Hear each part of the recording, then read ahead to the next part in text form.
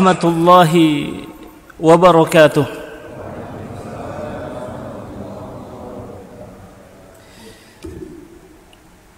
Alhamdulillahilladzi nahmaduhu wa nasta'inuhu wa nastaghfiruh wa na'udzu billahi min shururi anfusina wa min sayyiati a'malina.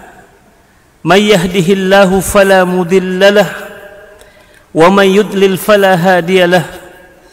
Ashhadu an la ilaha illallah wahdahu la syarika lahu syahadatan nastajlibu biha ni'amah wa nastadfi'u biha niqamah wa ashhadu anna Muhammadan abduhu wa rasuluh wa safiyuhu min khalqihi wa khaliluh. Allahumma salli wa sallim wa barik ala nabiyyina Muhammadin sallallahu alaihi wa ala alihi wa ashabihi wa man tabi'ahu bi ihsanin ila yaumiddin. Amma ba'du. Tiada Tuhan selain Allah yang maha gagah, yang maha perkasa dan berkuasa. Dialah Allah yang maha baik.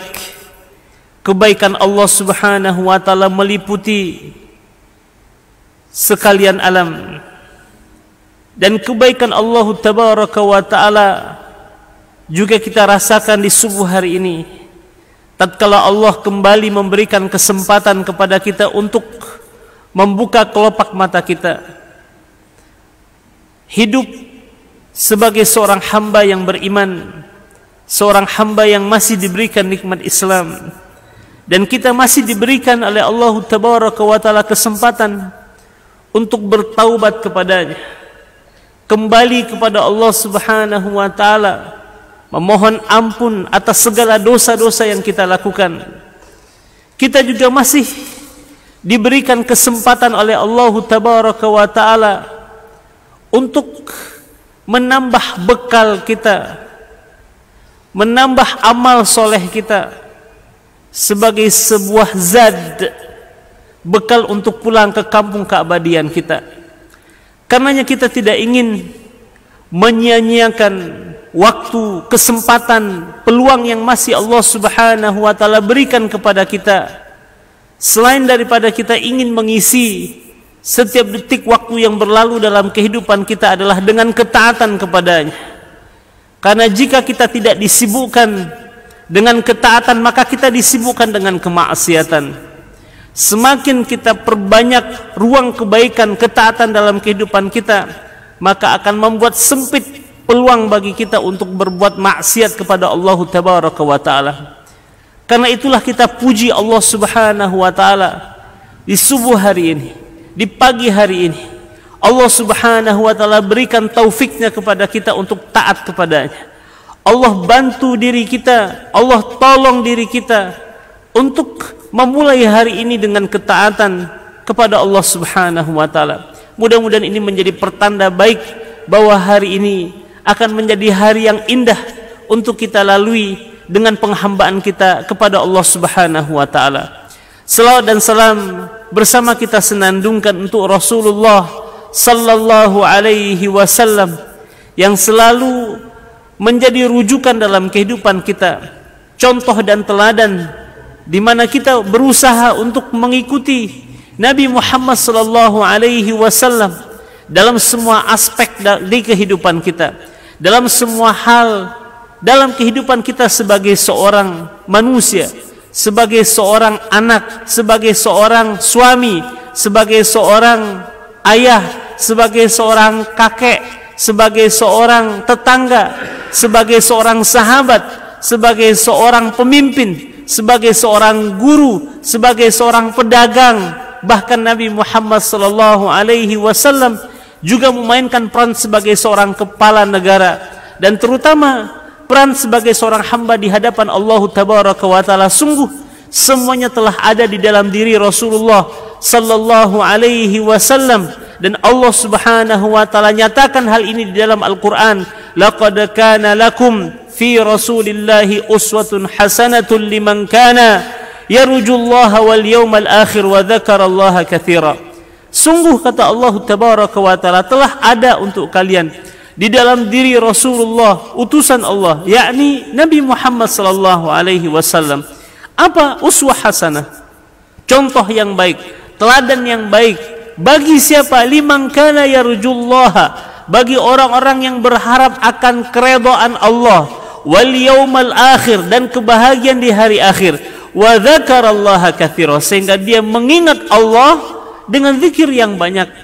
Karenanya kaum muslimin wal muslimat rahimani wa rahimakumullah, hanya dengan cara mengikuti Rasulullah sallallahu alaihi wasallam kita diberikan jaminan oleh Allah tabaraka wa taala untuk mendapatkan cinta darinya, ampunan darinya. Sebagaimana firman Allah tabaraka wa taala, qul in kuntum tuhibbunallaha fattabi'uni yuhibbukumullahu wa yaghfir lakum dzunubakum wallahu ghafurur rahim. Katakan wahai Muhammad, kepada siapa? Kepada umatmu. Pesan apa yang ingin disampaikan? In kuntum tuhibbunallah, jika kalian benar-benar cinta kepada Allah, fattabi'uni, maka bukti kecintaan kalian kepada Allah adalah dengan mengikutiku, kata Nabi Muhammad sallallahu alaihi wasallam. Tatkala kalian mengikutiku, Allah subhanahu wa ta'ala menjamin yuhibbukumullahu, Allah akan mencintai kalian, wa yaghfir lakum dzunubakum, dan Allah juga akan mengampuni dosa-dosa kalian, wallahu ghafurur rahim, dan Allah Maha Pengampun lagi Maha Penyayang. Karenanya tidak ada jalan bagi kita untuk mendapatkan cinta dari Allah tabaraka wa taala, rahmat dari Allah yang amat sangat kita harapkan dalam kehidupan kita ini, kecuali hanya dengan menjadikan Rasulullah sallallahu alaihi wasallam sebagai panutan, contoh, teladan yang kita ikuti dalam semua aspek kehidupan kita sebagai seorang manusia. Karenanya di pagi hari ini insyaallah taala kita bermajlis kembali di majlis Rasulullah sallallahu alaihi wasallam, karena kita akan kembali membahas satu hadis dari sekian banyak hadis-hadis Rasulullah sallallahu alaihi wasallam yang menjadi petunjuk dalam kehidupan kita, yang menjadi arahan dalam kehidupan kita untuk kita ikuti, yang insyaallah semuanya itu akan bermuara kepada jalbul masalih wa dar'ul mafasid. Semua petuah, semua nasihat yang disampaikan oleh Rasulullah sallallahu alaihi wasallam tidak lain dan tidak bukan mengarah hanya kepada jalbul masalih, mendatangkan manfaat dalam kehidupan kita, wa dar'ul mafasid, dan menghindarkan kita dari segala kerusakan, kebinasaan, kehancuran. Karenanya kaum muslimin dan muslimat rahimani wa rahimakumullah, mudah-mudahan hadis Rasulullah sallallahu alaihi wasallam yang kita bahas di pagi hari ini betul-betul kita pahami dengan baik, sehingga menjadi amalan yang kelak insyaallah taala akan mendekatkan kita bersama Nabi Muhammad sallallahu alaihi wasallam. Karena dalam sebuah hadis dari sahabat Anas bin Malik radhiyallahu an, dia berkata, qala Rasulullah sallallahu alaihi wasallam, telah bersabda Nabi Muhammad sallallahu alaihi wasallam, man ahya sunnati faqad ahabbani wa man ahabbani kana ma'i fil jannah. Barang siapa yang menghidupkan sunnahku, kata Rasul, maka sungguh ia telah mencintaiku, dan barang siapa yang mencintaiku maka ia akan bersamaku. Di mana? Di surga Allah tabaraka wa taala. Meskipun di dunia kita tidak pernah berjumpa dengannya, tidak pernah melihat wajahnya, tidak pernah mendengar suaranya, namun yakini berdasarkan hadis ini insyaallah taala kelak kita umat Nabi Muhammad sallallahu alaihi wasallam akan bermajlis di majlis Nabi Muhammad sallallahu alaihi wasallam di surga Allah tabaraka wa taala. Karena dalam hadis yang lain Nabi Muhammad juga bersabda, inna ahabbakum ilayya wa aqrabakum minni majlisan yaumal qiyamah taqwallahi wa husnul khuluq. Kata Rasul, sesungguhnya orang yang aku cintai di antara kalian, sesungguhnya orang yang paling aku cintai di antara kalian, dan orang yang paling dekat denganku kelak majlisnya di hari kiamat, kata Rasul alaihi salatu wasalam, adalah orang yang bertakwa kepada Allah dan orang-orang yang memiliki akhlak yang baik. Mudah-mudahan sekali lagi lewat wasilah sarana daripada majlis ilmu di subuh hari ini akan mendekatkan diri kita kepada Rasulullah sallallahu alaihi wasallam, menjadikan kita bermajlis kelak di majlis Nabi Muhammad alaihi salatu wassalamu. Kaum muslimin dan muslimat rahimani wa rahimakumullah, hadis di pagi hari ini datang dari seorang sahabat Rasulullah sallallahu alaihi wasallam yang diberi kunyah Abi Ruqayyah, ya, yang diberi gelar Abi Ruqayyah. Tamim ibni Aus Ad-Dari. Tamim ibni Aus Ad-Dari, ya, seorang sahabat Rasulullah sallallahu alaihi wasallam, termasuk di antara sahabat yang banyak meriwayatkan hadis, di mana ia sebelum masuk ke dalam agama Islam, dia dikenal sebagai seorang Nasrani, seorang pemeluk agama Nasrani. Dan salah satu sebab dapatnya ia hidayah untuk masuk ke dalam agama Islam, sebagaimana dalam sebuah hadis yang juga diriwayatkan oleh Imam Muslim. Hadisnya yang kita bahas di subuh hari ini juga diriwayatkan oleh Imam Muslim. Dan ada satu hadis yang juga diriwayatkan oleh Tamim Ad-Dari ini, juga adalah hadis yang diriwayatkan oleh Imam Muslim, adalah pertemuannya dengan Dajjal di salah satu pulau yang diceritakan oleh Tamim Ad-Dari dalam hadisnya ini. Itulah sebab mengapa ia akhirnya masuk ke dalam agama Allah Tabaraka wa Ta'ala, tatkala ia menceritakan pertemuannya dengan Dajjal kepada Nabi Muhammad sallallahu alaihi wasallam. Dan hadis dari Tamim Ad-Dari ini menunjukkan bahwa sesungguhnya Dajjal yang diceritakan oleh Rasulullah SAW menjadi salah satu tanda besar kelak di hari kiamat, menjelang hari kiamat terjadi, adalah wujud nyatanya, adalah benar adanya, adalah kisah yang nyata diceritakan oleh seorang sahabat Rasulullah sallallahu alaihi wasallam yang bernama Tamim ibnu Ausin Ad-Dari, di mana dia adalah seorang pelaut, seorang yang kemudian menunggangi bahkan menakhodai kapal laut. Dan dari kisahnya inilah terkuak sebuah rahasia dan diceritakan di hadapan para sahabat Rasulullah sallallahu alaihi wasallam tentang kisah pertemuannya dengan seorang yang mengaku dirinya adalah Dajjal, yang kelak akan keluar di akhir zaman menjadi salah satu tanda besar munculnya hari kiamat. Dan Nabi Muhammad sallallahu alaihi wasallam membenarkan apa yang disampaikan oleh Tamim Ad-Dari di hadapan para sahabat dan mengatakan innahu Dajjal, sesungguhnya yang diceritakan oleh Tamim Ad-Dari itu adalah benar-benar Dajjal, kata Rasul alaihi salatu wassalamu. Nah, dalam riwayat hadis ini Tamim Ad-Dari juga meriwayatkan sebuah hadis dari Nabi Muhammad sallallahu alaihi wasallam, di mana dia mengatakan anna Nabiyya sallallahu alaihi wasallam qala, bahwasanya telah bersabda Rasulullah sallallahu alaihi wasallam. Apa hadis Nabi Muhammad, sabda Rasul alaihi salatu wasallam, di mana hadis ini diriwayatkan oleh Imam Muslim. Ya. Rasulullah sallallahu alaihi wasallam bersabda, ad-dinu an-nasihah. Ad-dinu an-nasihah. Qulna liman ya Rasulullah? Qala lillahi wa li kitabihi wa li rasulihi wa li a'immatil muslimina wa amatihim. Wa li a'immatil muslimina wa amatihim. Kaum muslimin dan muslimat rahimani wa rahimakumullah. Kunyah yang diberikan kepada Tamim adalah Abi Ruqayyah, ya, Abi Ruqayyah. Kunyah bi untha, ya, gelar yang ditujukan kepada Tamim Ad-Dari ini adalah kunyah, gelar yang biasa orang diberikan kunyah kepada zakar, kepada seseorang laki-laki. Jadi kalau anaknya laki-laki maka biasanya diberi nama kunyah Abu Fulan, tapi tidak dengan Tamim. Justru gelar yang diberikan kepada Tamim Ad-Dari adalah anak perempuannya, yaitu Ruqayyah. Jadi Tamim memiliki anak perempuan namanya Ruqayyah. Wal ghalib anna al-kunyah takunu bi dzakar. Ya, biasanya pada umumnya kunyah itu diberikan kepada untuk menyebutkan bahwa kita adalah ayah dari seorang anak laki-laki. Tapi tidak dengan Ruqayyah, tidak dengan Tamim Ad-Dari. Justru kemudian kunyah, gelar yang diberikan kepada Tamim adalah kepada anak perempuannya. Mengapa demikian? Karena bisa jadi yang menyebabkan Tamim Ad-Dari diberikan gelar dengan nama anak perempuannya itu Abi Ruqayyah karena kedekatan, hubungan yang sangat erat, hubungan yang sangat kuat antara dirinya dengan anak perempuannya. Sama halnya dengan seorang sahabat Rasulullah SAW yang bernama Abdurrahman bin Sakhr, di mana dia dikenal dengan Abi Hurairah. Dan Hurairah dalam bahasa Arab berasal dari kata hirrah. Hirrah adalah kucing, Bapak Ibu Ustaz. Kenapa Abu Hurairah disebut dengan bapak kucing?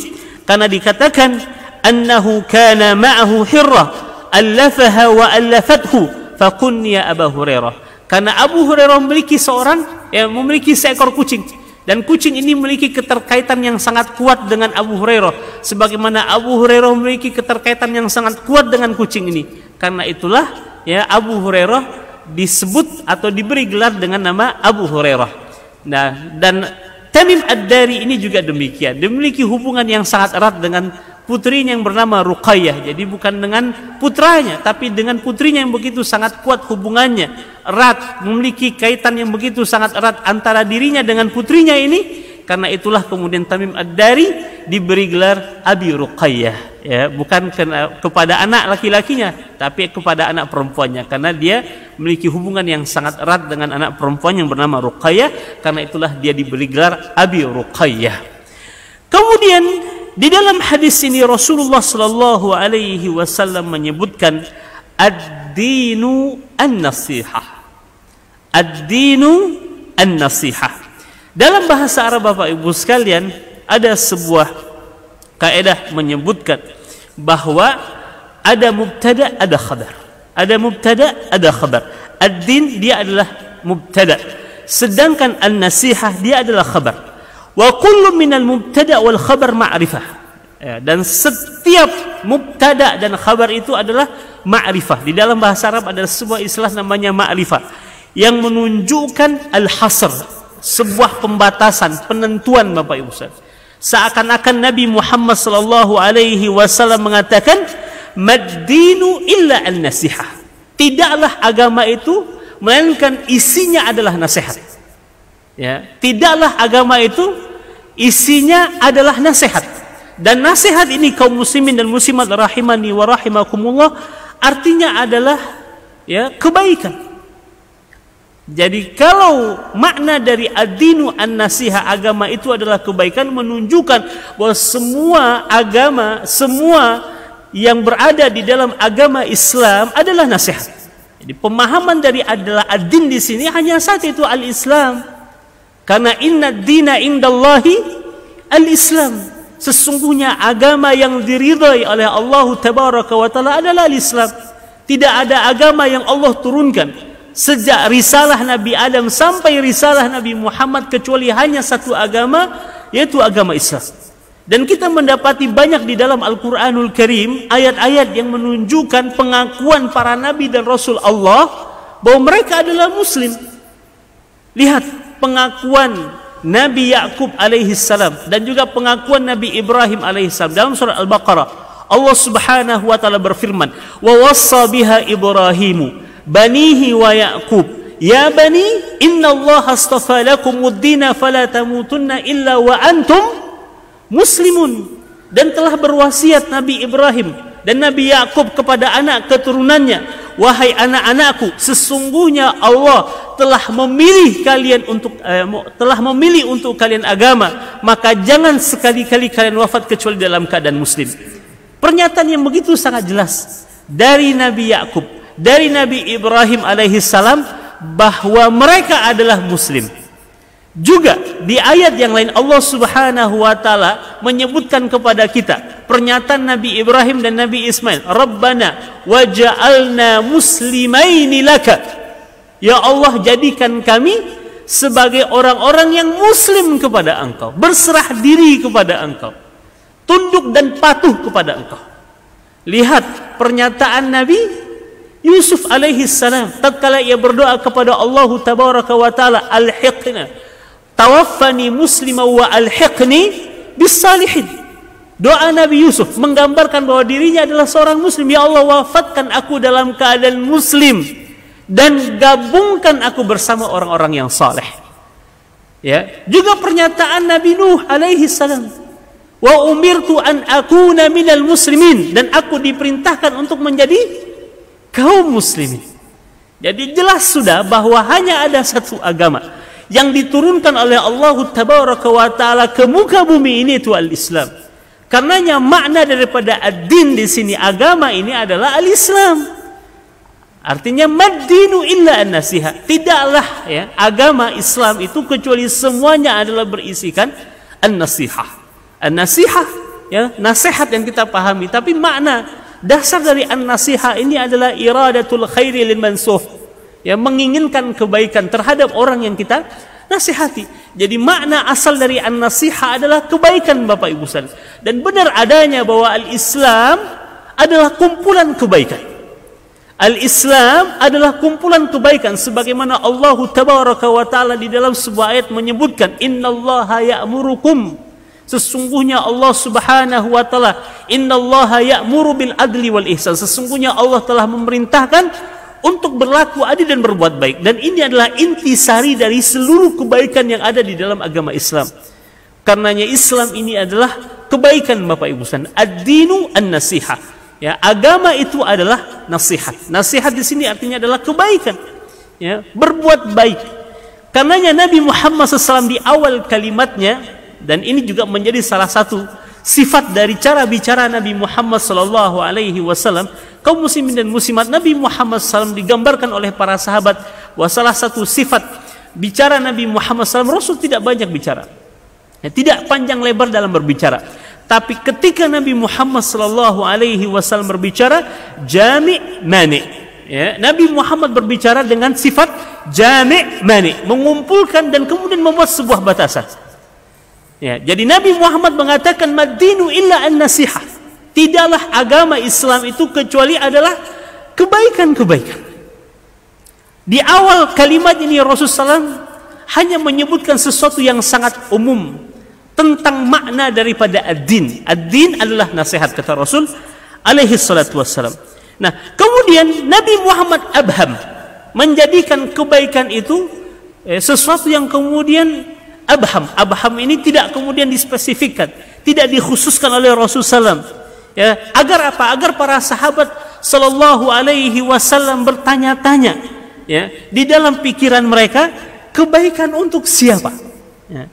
Dan biasanya kaum muslimin dan muslimat ini juga menunjukkan bahwa Nabi Muhammad adalah seorang guru yang mumpuni, guru yang luar biasa, guru yang memiliki banyak metode dalam memberikan pelajaran kepada para muridnya, kepada para sahabatnya, sehingga para sahabat muncul daya kritis mereka, muncul pertanyaan di dalam benak mereka. Dan kalau kita lihat, banyak para sahabat Rasulullah SAW bertanya kepada Rasul untuk menguatkan pemahaman mereka. Bukan pertanyaan seperti yang dilontarkan oleh Bani Israel kepada Nabi Musa.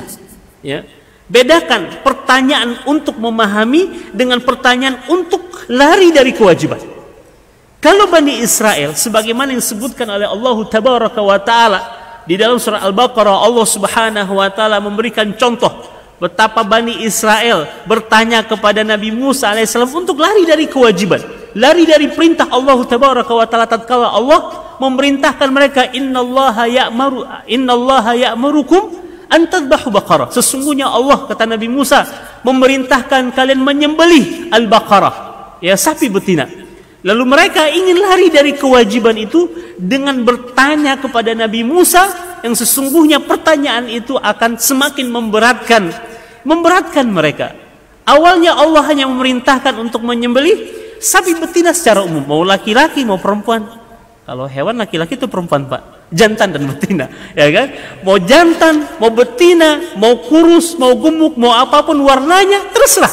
Tapi mereka akhirnya bertanya kepada Nabi Musa, ya, justru pertanyaan itu akan semakin menyulitkan mereka. Ya, pertanyaan pertama, seperti apa, ya, Baqarah yang ingin kami sembelih, yang diperintahkan oleh Allah Subhanahu wa Ta'ala? Kata Nabi Musa, tidak gemuk dan juga tidak kurus. Warnanya bagaimana? Ya, mereka bertanya lagi tentang warna. Justru dengan pertanyaan itu menyulitkan mereka. Nah, para sahabat Rasulullah SAW bertanya kepada Nabi Muhammad bukan dalam rangka untuk lari dari kewajiban, bukan lari dari perintah Allah, tapi mereka ingin semakin memahami apa yang diinginkan oleh Allah Subhanahu wa Ta'ala. Jadi bedakan, Bapak Ibu sekalian, pertanyaan ingin lari dari kewajiban dengan pertanyaan ingin memahami. Nah, Nabi Muhammad dari kalimatnya ini membuka para sahabat untuk bertanya kepada Rasulullah, karena dengan cara itu akan semakin memahamkan para sahabatnya tentang apa yang diinginkan oleh Rasulullah. Jadi di awal kalimatnya Rasul hanya mengatakan ad-dinu an-nasihah, kata Rasul, bahwa agama Islam itu adalah kebaikan, nasihat. Ya. Sehingga qulna, kata Tamim ad-Dari, kami berkata, kami bertanya kepada Rasulullah sallallahu alaihi wasallam, Liman ya Rasulullah? Untuk siapa wahai Rasul? Kebaikan itu diberikan untuk siapa wahai Rasulullah sallallahu alaihi wasallam? Ini yang diinginkan oleh Nabi Muhammad.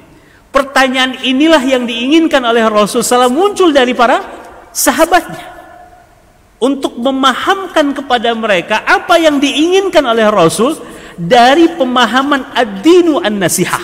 Di Rasul memancing para sahabatnya, Bapak Ibu sekalian, ya, dengan ungkapan umum di awal kalimatnya, ad-dinu an-nasihah. Agama itu adalah nasihat. Agama itu adalah kebaikan, kata Rasulullah SAW. Sehingga para sahabat bertanya, liman ya Rasulullah? Untuk siapa kebaikan itu wahai Rasulullah SAW? Untuk siapa nasihat itu ditujukan wahai Nabi Muhammad sallallahu alaihi wasallam? Barulah kemudian Nabi Muhammad alaihi salatu wasallam menjawab pertanyaan dari para sahabat. Dan juga sebenarnya di awal Nabi Muhammad ingin menjelaskan kebaikan yang ada di dalam agama Islam itu untuk siapa. Tapi Nabi menunggu pertanyaan dari para sahabatnya. Lalu kemudian Nabi Muhammad sallallahu alaihi wasallam menjawab pertanyaan sahabatnya dengan mengatakan bahwa kebaikan yang ada di dalam agama Islam itu adalah untuk lillahi wali kitabihi wali rasulihi wali a'immatil muslimina wa amatihim. Bahwa an-nasihah, kebaikan itu adalah untuk Allah, untuk kitab-kitabnya, untuk para rasulnya, untuk pemimpin kaum muslimin, dan juga seluruh atau sekalian kaum muslimin. Kaum muslimin dan muslimat rahimani wa rahimakumullah. Perlu kemudian kita maknai daripada sabda Rasulullah sallallahu alaihi wasallam terkait dengan apa itu ad-dinu an-nasihah. Kaum muslimin dan muslimat yang dirahmati Allah Subhanahu wa taala, di dalam Al-Qur'an banyak kita temukan kata din. Selain daripada din ini artinya adalah agama, din ini juga artinya adalah balasan. Sebagaimana Allah Subhanahu wa taala sebutkan di dalam surat Al-Fatihah, Maliki Yaumiddin. Dialah Allah, raja di hari pembalasan. Jadi din ini juga artinya adalah balasan. Ya, din ini artinya adalah balasan, atau juga hari kiamat, di mana hari kiamat adalah hari di mana dibalasnya seluruh amal-amal manusia. Ya, faman ya'mal mithqala dzarratin khairan yara wa man ya'mal mithqala dzarratin syarran yara. Dan semuanya akan dibalas oleh Allah Tabaraka wa taala. Tidak ada satupun yang terlewatkan oleh Allah Tabaraka wa taala. Di saat di dunia manusia barangkali tidak mendapatkan keadilan, maka Allah Tabaraka wa taala menjanjikan keadilan nanti di hari kiamat, dan semuanya akan dibalas oleh Allah Tabaraka wa taala. Sekecil apapun kebaikan, sekecil apapun keburukan, Allah Subhanahu wa taala akan menegakkan keadilan dengan seluruh-seluruhnya. Nah, tapi makna daripada ad-din selain daripada adalah jaza, ya, balasan, ad-din ini juga adalah agama. Sebagaimana Allah Tabaraka wa taala sebutkan di dalam Al-Qur'an, wa raditu lakumul islama dina. Dan Allah Subhanahu wa taala kata, dan aku telah ridha untuk kalian al-Islam sebagai din, sebagai agama. Maksudnya apa? Ya, sebagai keyakinan, sebagai sebuah jalan kehidupan, sebagai sebuah petunjuk, ya, hidayah yang kemudian hanya Allah Subhanahu wa taala berikan kepada siapa yang dikehendakinya. Ya. Jadi nikmat Islam ini adalah nikmat yang paling agung dari Allah Tabaraka wa taala. Hanya Allah berikan kepada siapa yang dikehendakinya, Bapak Ibu sekalian. Ya, kami dulu pernah menceritakan betapa Nabi Muhammad berharap paman yang bernama Abu Thalib menjadi bagian dari kaum muslimin. Paman yang begitu sangat dicintai oleh Rasul, paman yang begitu sangat disayang oleh Nabi Muhammad, karena jasa-jasa Abu Thalib begitu sangat besar kepada Rasulullah sallallahu alaihi wasallam. Dan bukti cinta Nabi Muhammad kepada pamannya, Rasulullah mendakwahi pamannya. Berulang kali, berkali-kali, berbagai macam cara telah dilakukan oleh Rasul untuk mengajak pamannya untuk menjadi seorang muslim. Namun tetap pada akhirnya Allah katakan kepada Nabi Muhammad, innaka la tahdi man ahbabta walakinallaha yahdi man yasha. Sesungguhnya engkau wahai Muhammad tidak bisa memberikan hidayah bahkan kepada orang kau cintai sekalipun, karena hidayah Islam itu mutlak milik Allah, dan Allah hanya memberikan kepada siapa yang dikehendakinya. Karenanya alangkah beruntungnya kita Bapak Ibu sekalian, kita mendapatkan nikmat Islam, hidayah Islam yang hanya Allah Subhanahu wa taala berikan kepada siapa yang dikehendakinya. Dan Allah katakan dalam Al-Qur'an, "Wa raditu lakumul Islama dina," dan aku telah ridho untuk kalian al-Islam sebagai agama, ya. Agama yang diikuti, agama yang diyakini kebenarannya, agama yang kemudian dipatuhi segala aturan-aturan di dalamnya. Dan di dalam agama Islam itu kata Nabi Muhammad, ad-dinu an-nasihah. Ya, agama itu berisikan kebaikan-kebaikan, artinya al-Islam. Selain daripada ya, din ini berarti adalah agama, juga kalau kita lihat dalam banyak kamus bahasa Arab Bapak Ibu sekalian, ternyata an-nasihah ini selain daripada nasihat, dan nasihat tadi kami sampaikan iradatul khairi lil mansuhi lahu, menginginkan kebaikan kepada orang yang kita nasihati. Karenanya inti daripada nasihat itu adalah menginginkan kebaikan. Tatkala kita memberikan nasihat berarti kita menginginkan kebaikan dari orang yang kita nasihati. Ya. Namun perlu kemudian kita pahami dalam memberikan nasihat juga ada adabnya, ada etikanya Bapak Ibu sekalian. Ya, bisa jadi niat kita baik untuk memberikan nasihat kepadanya, tapi dengan cara yang tidak pas, bukannya kebaikan yang sampai kepada orang yang kita nasihati, justru sebaliknya. Dan Nabi Muhammad SAW telah memberikan contoh kepada kita bagaimana ia memberikan nasihat kepada para sahabatnya. Bahkan kepada orang yang melakukan kesalahan, dosa sekalipun, bagaimana hikmahnya Nabi Muhammad SAW menyampaikan nasihat Bapak Ibu sekalian. Nabi Muhammad tidak pernah membuat orang yang dinasehatinya merasa sakit hati Bapak Ibu sekalian. Tidak pernah Rasulullah SAW memberikan nasihat kepada seseorang yang membuat ya rona wajah orang yang dinasihatinya berubah karena rasa malu di dalam dirinya. Tidak pernah. Nabi Muhammad SAW, karenanya nanti kita akan belajar dari apa yang disampaikan oleh Nabi Muhammad SAW terkait dengan memberikan nasihat. Bahkan kepada siapa? Kepada para pemimpin, kepada kaum muslimin ada etikanya, ada adabnya. Karena kita menginginkan kebaikan, maka cara memberikan nasihat juga dengan cara yang terbaik kaum muslimin dan muslimat rahimakumullah. Selain daripada nasihat artinya adalah iradatul khairi lil mansuhi lahu.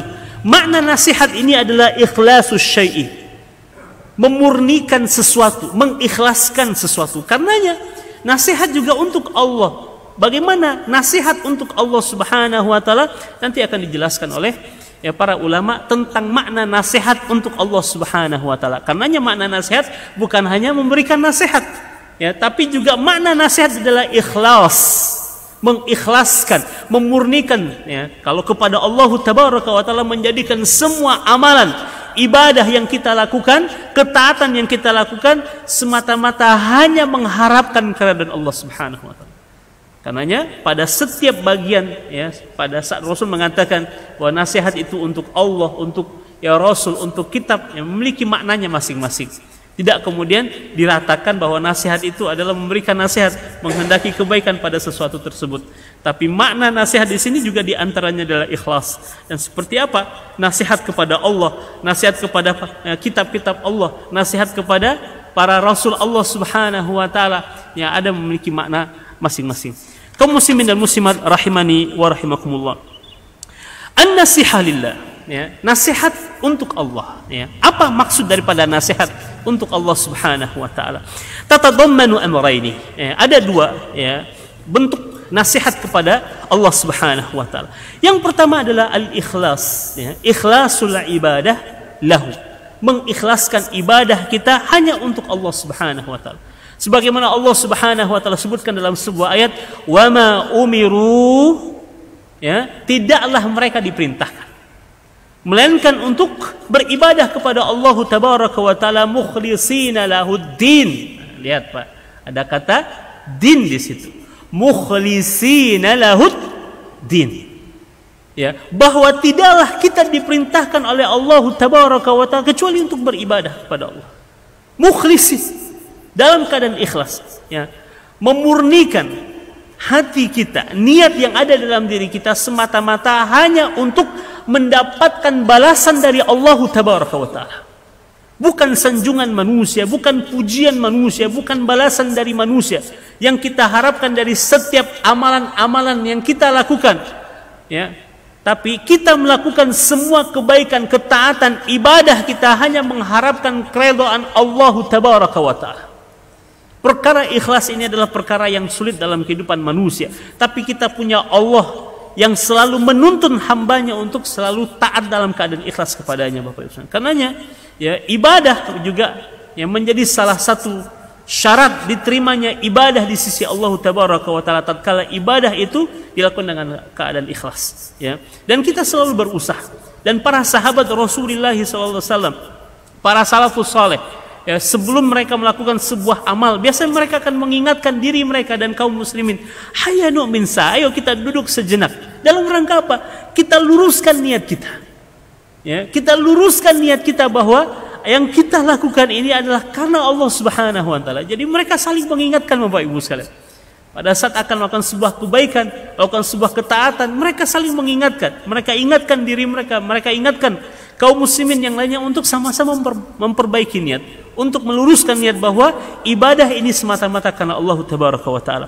Yang kedua, selain daripada makna an-nasihah lillah, nasihat kepada Allah Subhanahu wa Ta'ala adalah ikhlasul ibadah lah, yang mengikhlaskan ibadah kita hanya kepada Allah Subhanahu wa Ta'ala.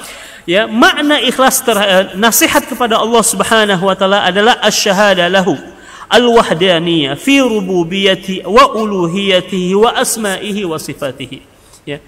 Memberikan sebuah kesaksian akan keesaan Allah Tabaraka wa Ta'ala.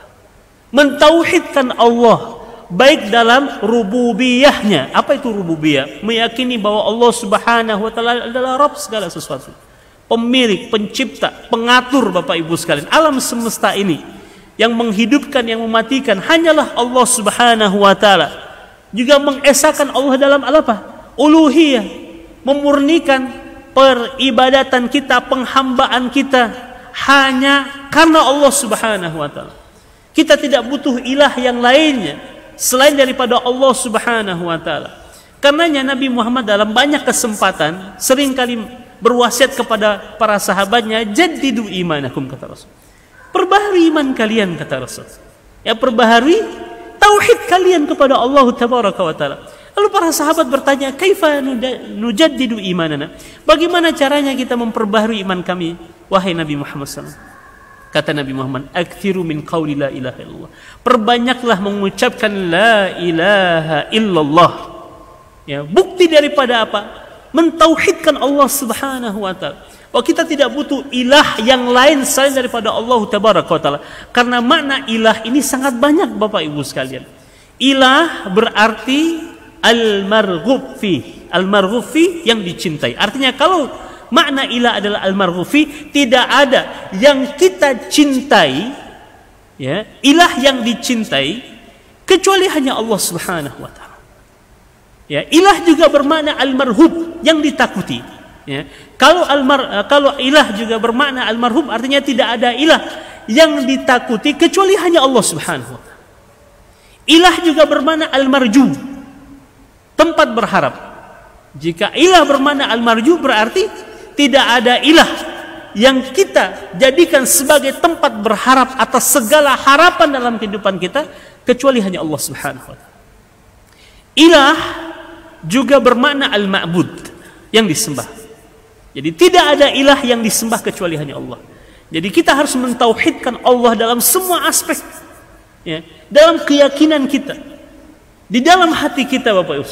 Tidak ada ilah yang lebih besar, ya, yang kita takuti kecuali hanya Allah, tempat kita berharap kecuali hanya Allah, yang kita cintai hanya Allah, ya, yang kemudian kita ibadati hanya Allah Tabaraka wa Ta'ala. Jadi mengesahkan Allah Subhanahu wa Ta'ala dalam uluhiyahnya.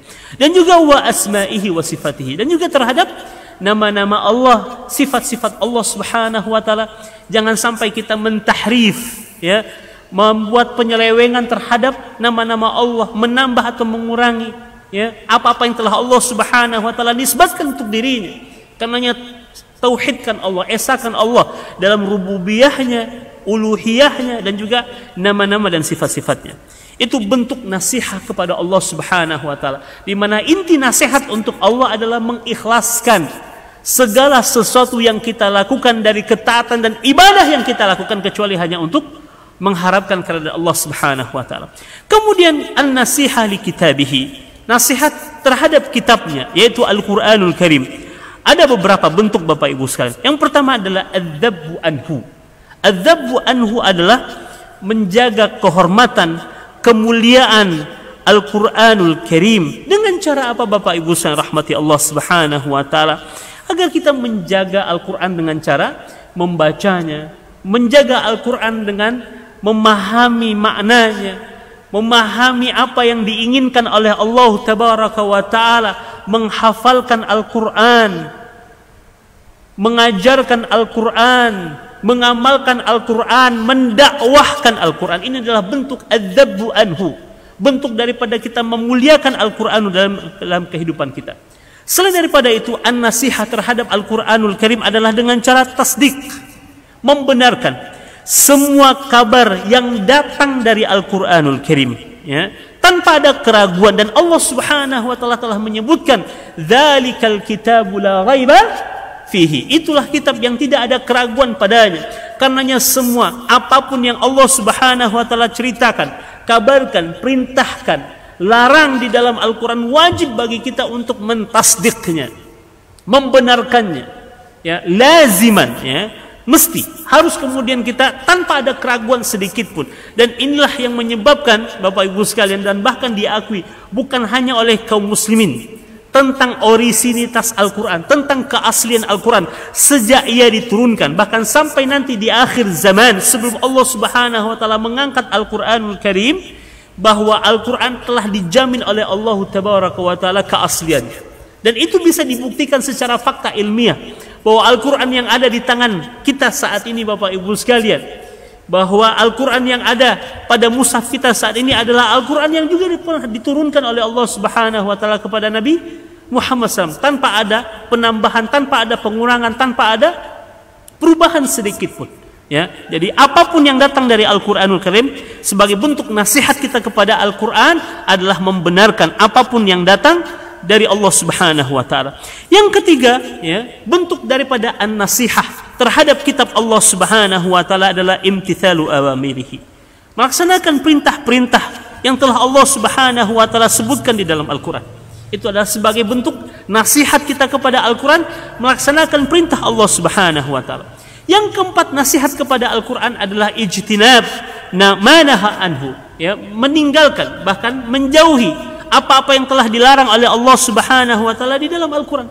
Ya, juga sebagai bentuk nasihat, ya, berbuat baik kepada Al-Quranul Karim adalah meninggalkan, ya, semua yang dilarang oleh Allah Tabaraka wa taala. Dan kita dalam pertemuan yang lalu telah membahas tentang innal halala bayyinun wa innal harama bayyinun, ya, bahwa sesungguhnya perkara-perkara yang hal itu telah jelas, semua telah diterangkan oleh Allah Tabaraka wa taala di dalam Al-Quranul Karim. Wa innal harama bayyinun, dan juga perkara-perkara yang diharamkan juga telah dijabarkan oleh Allah Subhanahu wa taala benderang Bapak Ibu sekalian. Tinggal kita mau tidak mempelajarinya, mau tidak untuk mengikutinya. Dan bentuk nasihat kita kepada Al-Quran, berbuat baik kita kepada Al-Quran adalah melaksanakan perintah yang telah Allah sebutkan di dalam Al-Quran, menjauhi larangan yang telah Allah Subhanahu wa taala sebutkan di dalam Al-Quran. Ya. Yang keenam, bentuk nasihat kepada kitab Allah Subhanahu wa taala adalah an tu'mina bi anna hadzal Qur'an kalamullahi hurufuhu wa ma'nahu. Ya, meyakini bahwasanya Al-Qur'an ini adalah kalamnya Allah, perkataan Allah Subhanahu wa taala, baik huruf-hurufnya maupun makna yang terkandung di dalam Al-Qur'anul Karim. Ia merupakan adalah kalamullah. Ini menafikan Bapak Ibu sekalian pendapat sebagian manusia yang menyebutkan bahwa Al-Quran adalah makhluk Allah.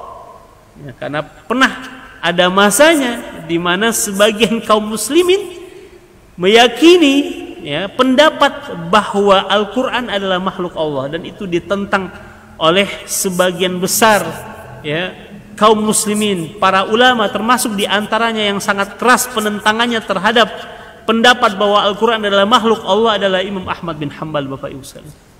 Bahkan beliau dipenjara disebabkan keteguhan keyakinan dan keimanannya tentang Al-Quran adalah kalamullah.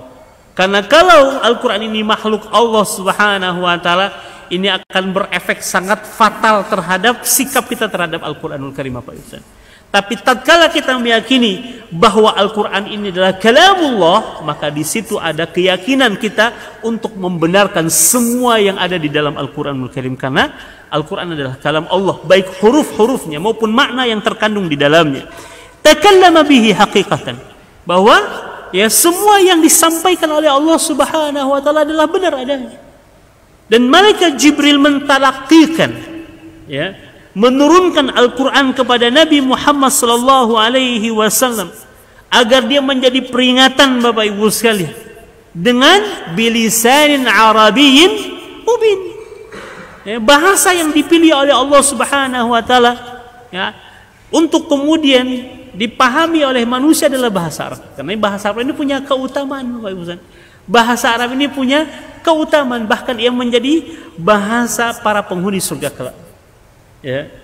Jadi Imam Asy-Syafi'i rahimahullah dalam satu pendapatnya menyebutkan bahwa mempelajari bahasa Arab itu hukumnya wajib, karena Al-Quran Allah turunkan dalam bahasa Arab, dan kita diwajibkan untuk mempelajari Al-Quran, dan tidak akan sempurna belajar Al-Quran, memahami Al-Quran kalau kita tidak paham bahasa Arab.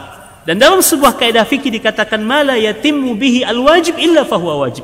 Apa-apa yang tidak sempurna dengannya sebuah kewajiban, maka hukum hal tersebut menjadi wajib. Ya, kalau tidak paham bahasa Arab, maka tidak akan sempurna pemahaman kita terhadap Al-Quran, maka karena ketidaksempurnaan kewajiban itu menjadikan dia jadi wajib. Karena Imam Syafi'i mengatakan belajar bahasa Arab hukumnya adalah wajib. Ya, karena bahasa Arab adalah bahasa yang dipilih oleh Allah Subhanahu wa taala, ya, diturunkannya Al-Quranul Karim. Kemudian kaum muslimin dan muslimat rahimani wa rahimakumullah. Itu nasihat, ya, berbuat baik terhadap Al-Quran. Dengan cara apa? Satu, ya, adalah memuliakannya, menjaga kehormatannya. Dengan cara apa? Tadi mempelajarinya, menghafalkannya, memahaminya, mentadaburinya, mengamalkannya, mendakwahkannya. Yang kedua adalah membenarkan apapun yang datang dari Allah tanpa ada keraguan sedikit pun kita benarkan Bapak Ibu sekalian. Yang ketiga adalah melaksanakan perintah-perintah, ya, Allah Subhanahu wa taala yang sudah dimaktubkan di dalam Al-Quran. Yang keempat adalah dengan menjauhi apa-apa yang telah dilarang oleh Allah dan telah disebutkan di dalam Al-Quran. Dan yang kelima adalah, ya, meyakini Bapak Ibu sekalian, ya, bahwa Al-Quran ini adalah kalamullah, sedangkan nasihat yang terakhir atau kebaikan kita terhadap Al-Quranul Karim adalah an tu'mina bi anna ma tadammanahu minal ahkam huwa khairul ahkam. Meyakini bahwa segala hukum, segala ketetapan, segala ketentuan, segala syariat yang ada di dalam Al-Quranul Karim adalah khairul ahkam, sebaik-baik hukum. Wa annahu la hukma ahsan min ahkamil Quranil Karim. Tidak ada hukum yang paling baik di muka bumi ini Bapak Ibu sekalian, kecuali hukum-hukum yang telah Allah Subhanahu wa taala sebutkan di dalam Al-Quran. Dan itu harus menjadi keyakinan kita, menjadi keimanan kita, dan Allah Subhanahu wa taala itu menjadikan itu sebagai salah satu syarat keimanan. Bahkan kita diperintahkan oleh Allah Subhanahu wa taala untuk berhukum dengan hukum yang telah Allah Subhanahu wa taala sebutkan di dalam Al-Quran. Ya. Apa kata Allah Tabaraka wa taala di dalam Al-Quran? Wahai orang-orang yang beriman, jika kalian berselisih, maka hendaklah kalian mengembalikan hukum dari perselisihan kepada apa? Kepada Allah Subhanahu wa taala, kepada apa yang telah Allah Subhanahu wa taala sebutkan di dalam Al-Quran. Karenanya marja', ya, rujukan pertama kaum muslimin Bapak Ibu sekalian, tatkala kita menghadapi berbagai macam persoalan dalam kehidupan ini, tatkala kita menghadapi berbagai macam problematika dalam hidup ini, marja', rujukan pertama kita, bahkan dia menjadi, ya, menjadi ketetapan pertama dalam menetapkan sebuah hukum adalah Al-Quranul Karim. Ya, dan Rasul pernah bertanya kepada seorang sahabatnya yang bernama Mu'adz ibnu Jabal, tatkala ia diutus kemana ke Yaman untuk menjadi qadi, untuk menjadi hakim, dengan apa engkau akan mengambil sebuah ketetapan hukum wahai Mu'adz? Kata Mu'adz, ya, dengan kitab Allah Subhanahu wa taala. Jadi yang pertama menjadi rujukan adalah kitab Allah. Jika engkau tidak menemukannya, ya, kata Mu'adz bin Jabal, ya, dengan hadis-hadis Rasulullah sallallahu alaihi wasallam. Jika engkau tidak mendapatinya wahai Mu'adz, ajtahid wala alu, saya akan berijtihad. Tapi ijtihad yang dilakukan oleh ulama semuanya bersumber dari Al-Quran was Sunnah. Karena Al-Quran ini Bapak Ibu sekalian, meskipun mungkin ada beberapa hukum yang tidak dijabarkan secara rinci, tapi sesungguhnya Allah telah menetapkan kaedah-kaedah umum di dalam Al-Quran untuk menjawab seluruh persoalan yang dihadapi oleh manusia. Karenanya hukum Islam salih likulli zamanin wa makan. Hukum Islam itu ya relevan Bapak Ibu sekalian untuk semua tempat, untuk semua waktu. Ya. Tatkala hari ini sebagian syubhat dilontarkan bahwa hukum Islam tidak lagi relevan, tidak lagi cocok diterapkan hari ini, sesungguhnya itu adalah syubhat. Bukan hanya lagi syubhat, itu fitnah Bapak Ibu sekalian. Karena Allah Subhanahu wa taala telah menjadikan Al-Qur'an dengan segala ketetapan dan hukum yang ada padanya itu salih likulli zaman wa makan. Relevan sampai kapanpun, sampai akhir zaman nanti. Ya, Al-Quran telah menjawab, memberikan jawaban atas semua persoalan yang dihadapi oleh manusia.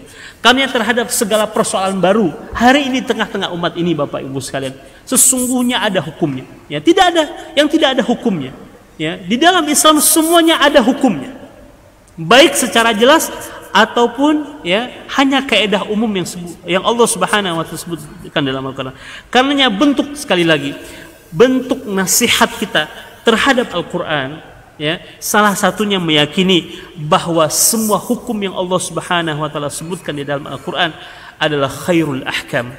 Ya, karenanya kita tidak perlu lagi mencari hukum yang lain Bapak Ibu sekalian.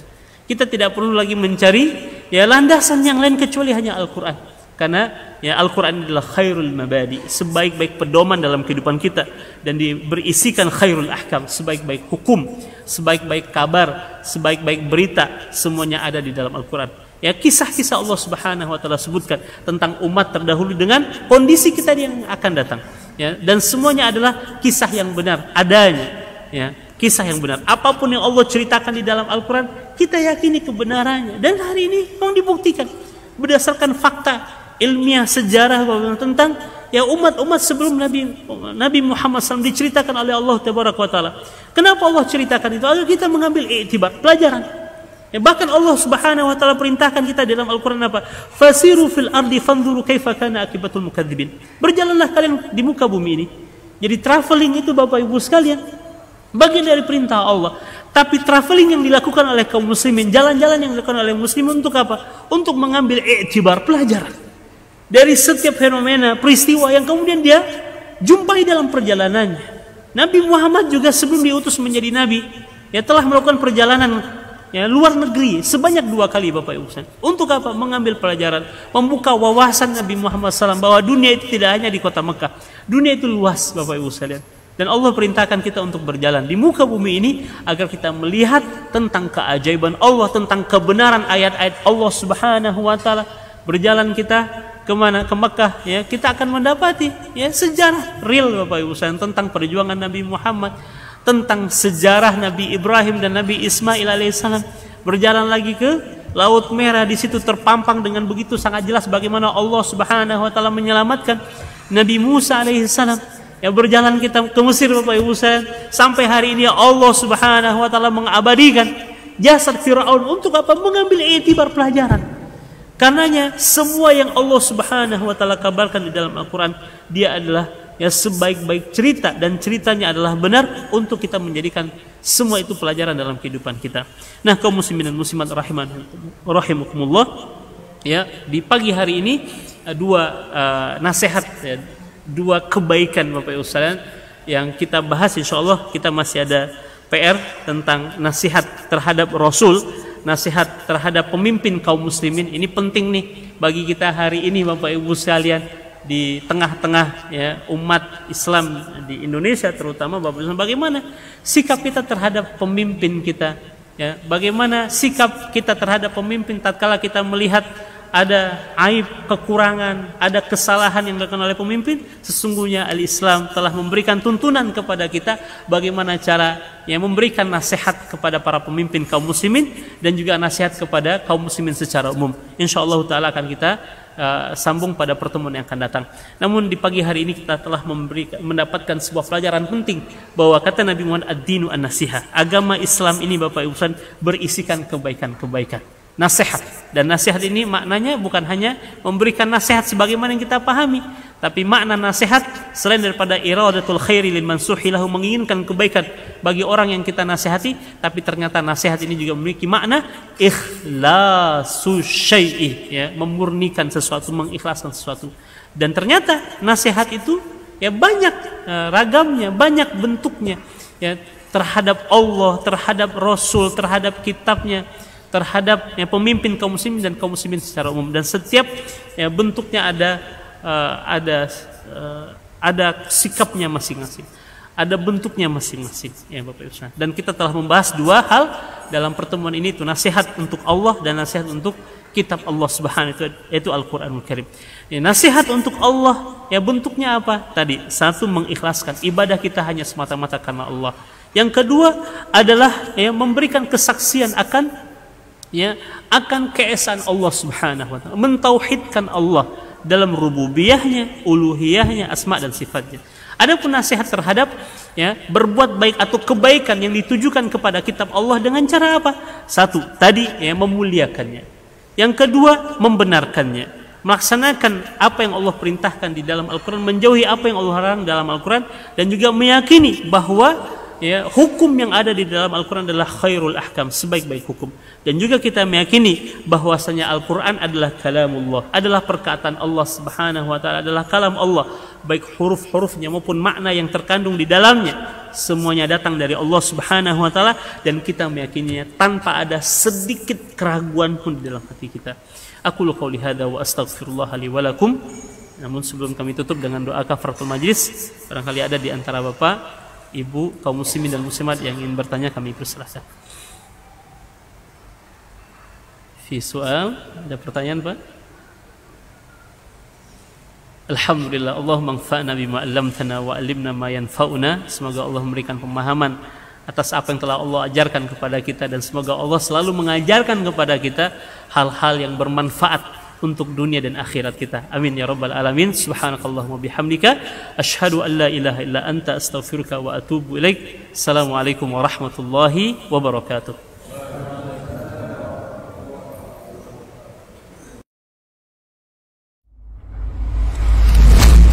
Kalau Umar ini subhanallah, yang diinginkannya tuh generasi-generasi luar biasa, orang-orang hebat. Lalu kemudian apa yang dilakukan oleh Umar?